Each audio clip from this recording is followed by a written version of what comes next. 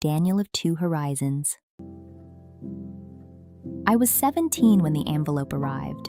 Thick, cream-colored, with the Ivy League crest embossed so deeply I could feel it through my fingertips. I didn't open it right away.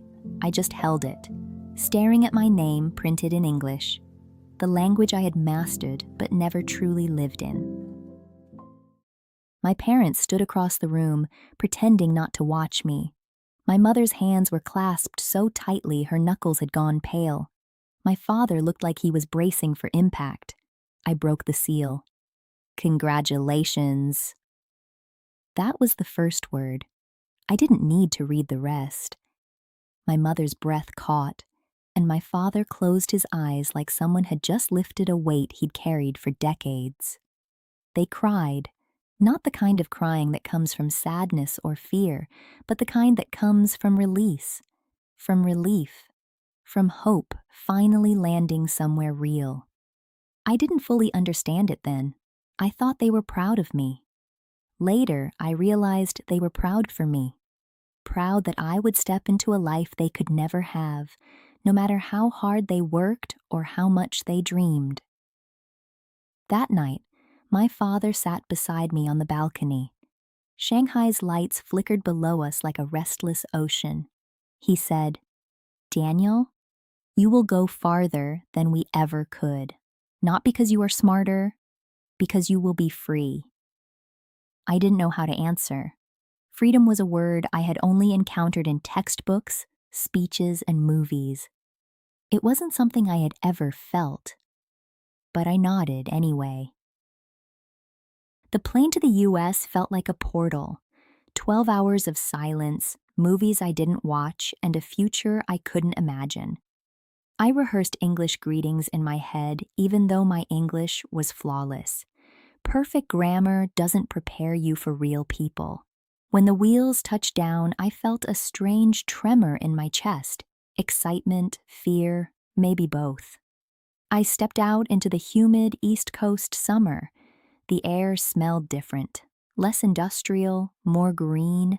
I remember thinking, this is the smell of the life my parents wanted for me.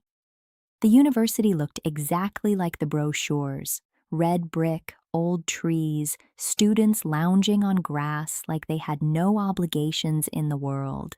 I dragged my suitcase across the quad, trying to look confident. Everyone seemed so relaxed, so loud, so unfiltered. A group of students ran past me, shouting about a frisbee game. Another group debated politics with the intensity of a courtroom.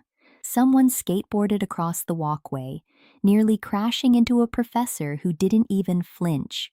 I had perfect English, perfect grades, perfect test scores. But I had zero understanding of this chaos. Back home, school was quiet, structured, predictable. Here, everything felt improvised, like life itself was a performance and everyone else had rehearsed except me. My roommate Alex greeted me with a casual, "Hey man, what's up?" I froze. I didn't know how to answer that. What was up? The ceiling? My anxiety? My entire future? He laughed, not unkindly. "Dude, relax. It's just a greeting." I nodded, pretending I understood. He showed me how to use the communal laundry room, how to swipe into the dining hall, how to navigate the campus shuttle. He explained that professors liked being challenged, that office hours were not optional, and that chill could mean anything from "I'm fine" to "I'm dying inside." I wrote everything down in a notebook like I was studying a new culture. Because I was. I lay in my dorm bed, listening to distant laughter echoing from the courtyard. I wondered if I would ever sound like that, carefree, loud, unafraid. I thought of my parents, my mother's trembling hands, my father's quiet pride. They didn't cry because I was leaving them. They cried because I was stepping into the freedom they had dreamed of but never tasted.